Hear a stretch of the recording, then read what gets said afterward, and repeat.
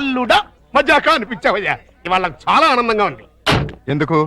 నీ కూతురు మిస్ ఇండియాగా తిరిగి వచ్చినందుక, లేక తన చేతుల మీదుగా నేను ప్రైజ్ తీసుకున్నందుక? చచ్చి, ఆ పాపిస్ దాని గురించి మాట్లాడకు. ఏనాడైతే నిన్ను నీ బిడ్డని కాదని వెళ్ళిపోయిందో ఆనాడైతే నా కూతురుగా చచ్చింది. మరి ఆనందం దేనికి? ఆలస్యమైనా మంచి అమ్మాయిని సెలెక్ట్ చేసుకున్నందుకు.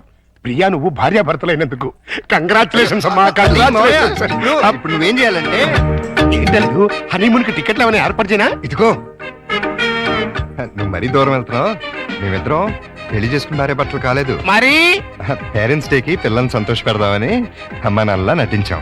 ఈ విషయం పిల్లలకు చెప్పావు అనుకో, వాసిపోతుంది నీకు. రెగ్యులర్ గా వాడుతుండు, మోకాళ్ళ నొప్పులు తగ్గుతాయి. దొరికిపోయావు, ఫుల్గా దొరికిపోయావు. ఇప్పుడు నా టాలెంట్ చూపిస్తా.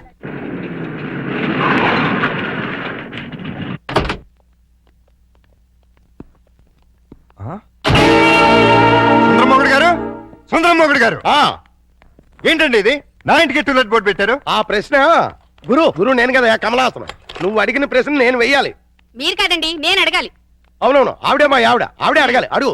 ఏమిటయ్యా చెప్పా పెట్టుకుంటే ఇల్లు ఖాళీ చేసేటివేనా? ఆంటీ గారు. ఆంటీ నేను కాదు, జయసుధ. నేను ఇల్లు ఖాళీ చేయటం ఏంటి? చూడండి జెంట్లమన్ గా. అది అర్జుందే. దొంగ ఆ చిరంజీవిదే. దొంగ దొంగ అది మండరత్నంది. దొంగలు పడినట్టున్నారా? అది అరుస్తుంది.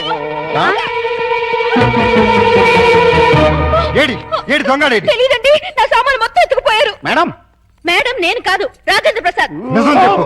మా ఇద్దరు సామాన్ కాజేసి ఎవరికి అమ్మేశావు? ఓ నాయన, నాకేం తెలుసు. నేను మా ఆవిడ మార్నింగ్ షో సినిమా చూసి వచ్చేసరికి టూలెట్ బోర్డులు తగిలించున్నాయి. నీకు ఫోన్ చేద్దాం లోపలికి వెళ్ళాం. ఈ లోగా నువ్వు వచ్చి పిలిచావు. చూడండి బాబు. వీడెవడండి బాబు? మోహన్ బాబు.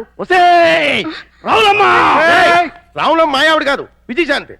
Wife of Varaprasad. చంపేస్తాను. ఎవరికంటే మా సామాన్ పోయి మీ పెడతాండి. మళ్ళీ మీ కావాలంటే మీ సామాన్లు ఎక్కడికి పోలేదు.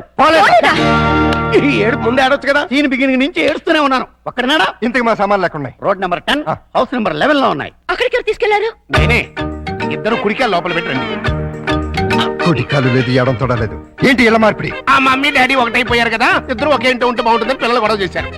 కాదంటే మీ బండారం బయటపడిపోద్దని నేను ఇల్లు మార్చేశాను. వాళ్ళు గొడవ చేశారా? నువ్వు డ్రామా చేసావా? నిజం, ఈ లవంగ మీద ఒట్టు. ఈయనే డ్రామా చేశారు. కాదు, వాళ్ళే గొడవ చేశారు.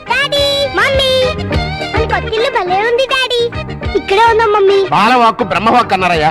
మీకు కూడా బాగా నచ్చుతుంది. లోపలికి రండి. రండి. అది బెడ్రూము, ఇది లైబ్రరీ రూము, ఇది కిచెన్. ఇంటి వాస్తు అదిరిపోయింది. ముఖ్యంగా ఆ మాస్టర్ బెడ్రూమ్ మరీను. అబ్బా, అంత అదిరిపోయిందా? ఏది చూపించు.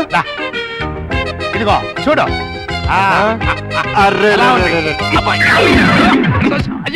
ఎవరిని అడిగిల్లు మార్చావు? అడగడం ఎందుకు అల్లుడు? ఎలాగో మీ ఇద్దరు భార్యాభర్తలు అయిపోయారు కదా. మేము అయ్యింది అమ్మా నాన్నలో, భార్యాభర్తలం కాదు. అమ్మా నాన్న కావాలంటే ముందు భార్యాభర్తల వాళ్ళమ్మా, లేకపోతే లోకం ఒప్పుకోదు. మేము లోకం కోసం కదా అమ్మా నాన్నలో అయింది, పిల్లల కోసం. ఆ పిల్లలు నమ్మాలి అంటే ఇలా మీరు వేరు వేరు ఇళ్లలో ఉంటే నమ్మరు. ఎందుకు నమ్మరు? ఎలా నమ్ముతారండి? ఇంట్లో నాన్న ఎదురింట్లో అమ్మ ఉంటే నమ్ముతారా? ఒకవేళ నమ్మినా నిన్నటిదాకా రాక్షసాంటి రాక్షసంకుల్ అన్నవాళ్ళు సడన్ గా ఇప్పుడు మమ్మీ డాడీ అంటే విన్న పక్క వాళ్ళు ఏమనుకుంటారు? ఇదేదో సెటప్ అనుకుంటారు. చూడు బాబు, పిల్లలు మిమ్మల్ని అభిమానించాలి, అనుమానించకూడదు. అందుకే షిఫ్ట్ చేశాం. ఇక్కడైతే ఎంచక్క మొగుడు పెళ్ళలా ఉండొచ్చు. పక్కింటి వాళ్ళ దృష్టిలో బెడ్రూమ్ చాలా విశాలంగా ఉంది. అలాగే మీ మనసును కూడా విశాలం చేసుకుంటే పిల్లల కోసం. లవంగం లాయర్ గారు రమ్మన్నారు కదా, వెళదాం పదా. రేపు కదండి సన్నాసి. ఇవ్వాలే పదండి. ఆశీర్వదించాల్సిన చేతులతో అర్థిస్తున్నాను. ఆ పసివాళ్ళకి అమ్మా నాన్న అనే అమృతాన్ని రుచి చూపించారు. దాన్ని విషంగా మార్చకండి. ఆలోచిస్తుంటే ఇది కరెక్ట్ అనిపిస్తుంది. కరెక్ట్ అయితే మాత్రం ఒకే ఇంట్లో ఎలా ఉంటావు? మన ఇద్దరికి మన లిమిట్స్ తెలుసు, కమిట్మెంట్స్ తెలుసు. పొరపాటు జరిగే అవకాశమే ఉండదు.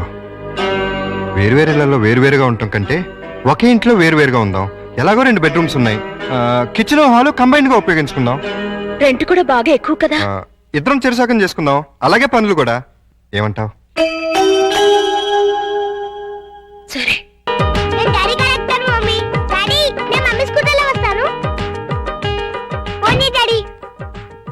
ఇదిగో జాగ్రత్తగా తీసురా. Same to you.